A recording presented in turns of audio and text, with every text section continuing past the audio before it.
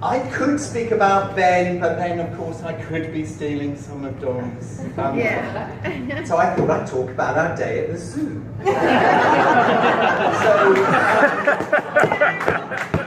So the day before yesterday, a number of us went to the zoo. And it was New Year's Day, and a lot of the animals were on holiday. And so we looked around, but fortunately we had this fantastic creature with us, Amelia, and we were able to put her in cages with animals and so on, and people took photographs. We had queues of people taking photographs of Amelia. I ought to tell you in all honesty that her favourite animal is the sea lion, and if she were here tonight I would insist that all of us made the sea lion noise. She isn't. But if you'd like to,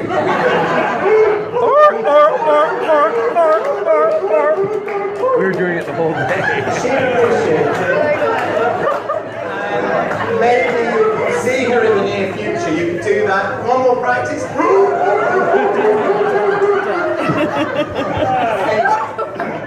We moved on from the sea lions. Just after the sea lions are the penguins. Now, to be honest, the penguin display at the zoo is kind of small, penguins, but they've got all these plastic casts. Have you been and seen? They're huge. And I spent quite some time looking at the plastic cast penguins. And if I were to say that my son is like a penguin, you might find that odd. Now, I don't mean that he's like a penguin because he waddles like a penguin, because patently he doesn't. Ben always has, he's always moved well. He's kicked a football better than his dad from the age of about 3, and to be honest, I'm flattering myself. He's been able to throw a ball, walk in Wellington boots without falling over his backside, which you may remember. Serve a tennis ball and get to land somewhere nearby the court.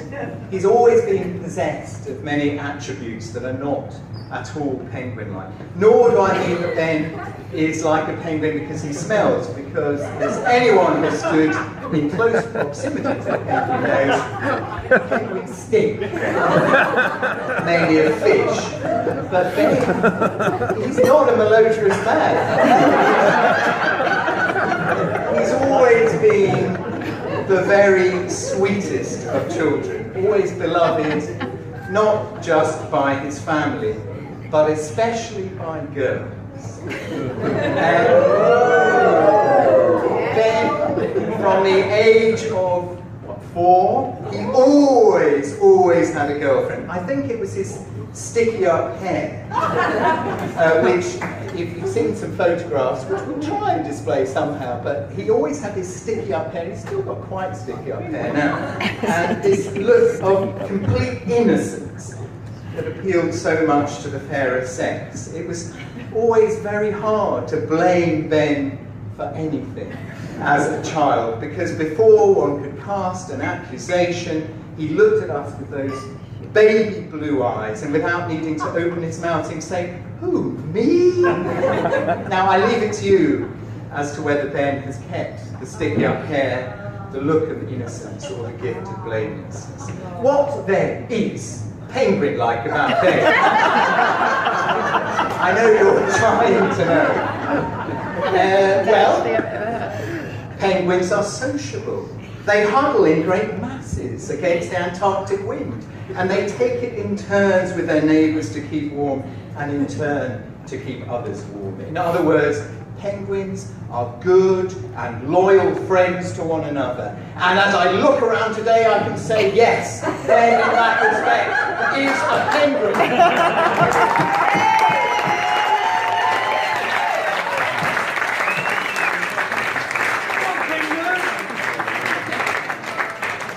What else then is penguin love? Penguins are famously loving and faithful partners who stay for their whole lives with the penguin of their heart, and who will swim across frozen oceans to be reunited with the penguin that they love.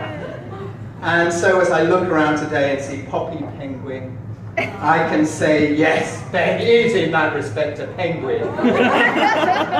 What else is penguin like? Well, penguins are ferociously dedicated parents who stand patiently in blizzards to incubate an egg and who will brave rocky cliffs, walruses, icebergs and killer whales to bring back a nice juicy herring for their chicks.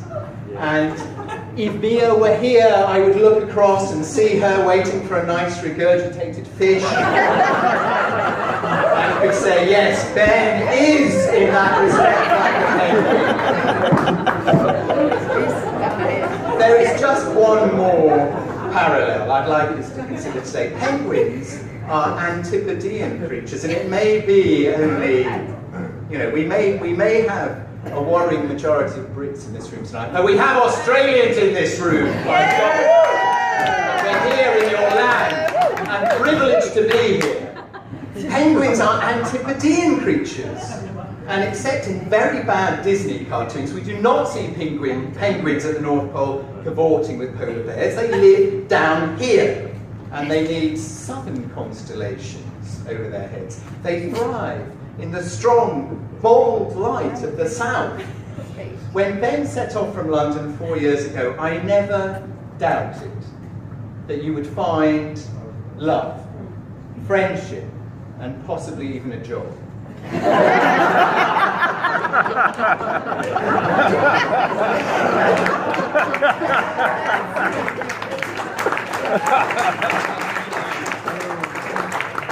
I never doubted that you would find a football team to join, and I never doubted, seriously for a moment, that you'd take to this Australian life. And I never doubted you'd find a new Australian family to be part of and to add to. And what a family. What an embrace we've all had from the Cernbergs, from their amazing friends, so many of whom are here today. Like, if I may say so, a vast huddle of loving and protected penguins. And so, had I brought a glass with me, which clearly is a bit inept that I haven't, but anyway, thank you. I would like to toast Ben's new family, the Cernbergs, who've made us all so welcome and given Ben so much love. And now, thanks to Poppy, we're two families joined. Now, we're a new family. To this new family and to the Cernbergs. Cheers. Cheers.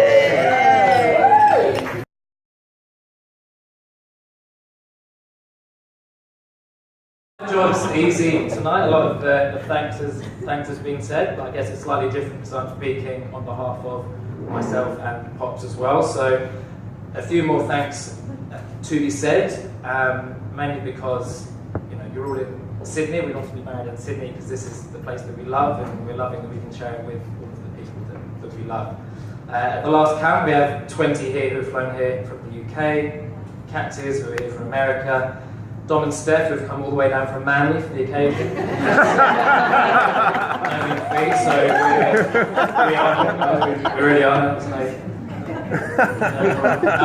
I want to say my biggest thanks for Mum and Dad. They were so supportive of me coming to Australia in the first place. In fact, I was almost suspicious of their motives.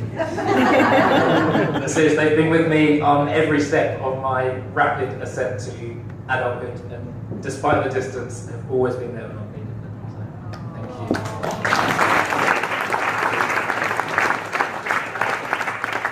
Talking about travel, they have racked up a fair few miles over the last couple of years, although I dare say Little Lady might have something more to do with that these days.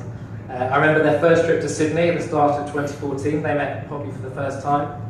Within 10 minutes of Mum meeting Pops, she turned to me and said, well, she could be the mother of my grandchildren. And what do they say about mums always being right? So I owe you both a lot, and definitely wouldn't be here without you. Quite literally, I think I still owe you for the plane ticket that got me here. I'd also like to say a very big thank you to Debs and Johnny, or as I will now insist on calling you Mum and Dad. Yes, the rest of you may have travelled all over the globe, by air, all over Australia, by car, but these guys did it by sea. which is no mean feat. So they've sailed around the world and timed it impeccably to host the Lusks for Christmas and be here today and help everything set up. So Thank you.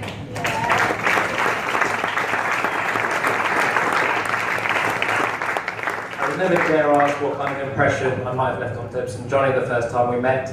I'd imagine it was something closer to Poppy's new flatmate's inability to make tea, rather than anything about me being future son-in-law material. But there you go. You're stuck with me and my bad tea making skills. But thank you for the very warm introduction to your family, and I'm very happy to be part of the larger Brewer Servo Campbell clan.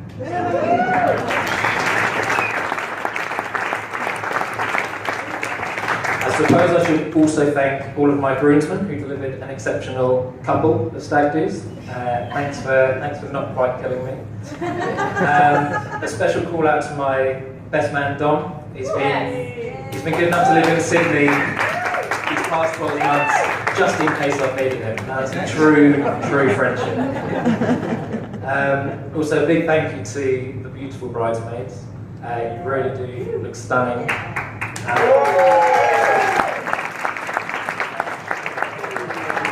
Without going on, I know you know just how much you're mean to Poppy and myself, so thank you. There was a note in here thanking Hattie for her hard work. I scratched that out in the last. Hattie is a very dear friend of Poppy, and we both love the fact that you're over from the UK, so help her every step of the way.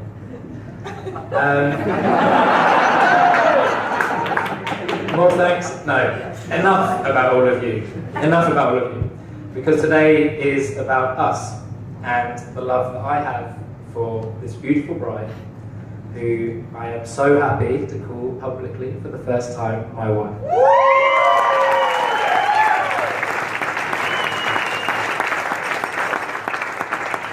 Now, I'm pretty sure that I've bored over half of you in this room with how I first met Poppy.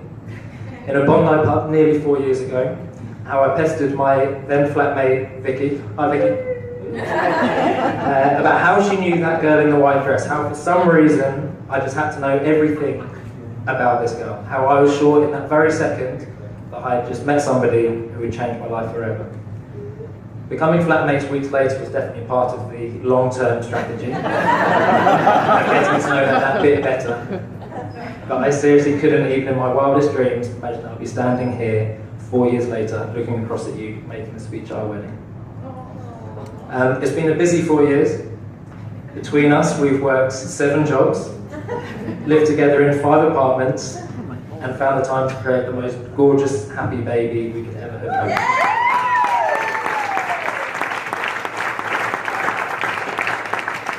Now, you think there might be one part of me that's looking forward to finally having a quiet year, but you don't marry a girl like Poppy to rest on your laurels.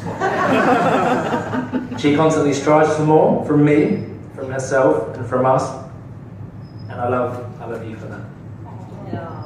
Looking at what we've already achieved together over the last 4 years, I'm so excited to think about everything we can achieve together over the next 40, 50 plus. So, if you wouldn't mind raising a glass one more time, as I stand before you, my best friends and family from all over the world, as the proudest, luckiest man there ever was, for this special girl, this amazing mother, and my best friend, my wife. I love you.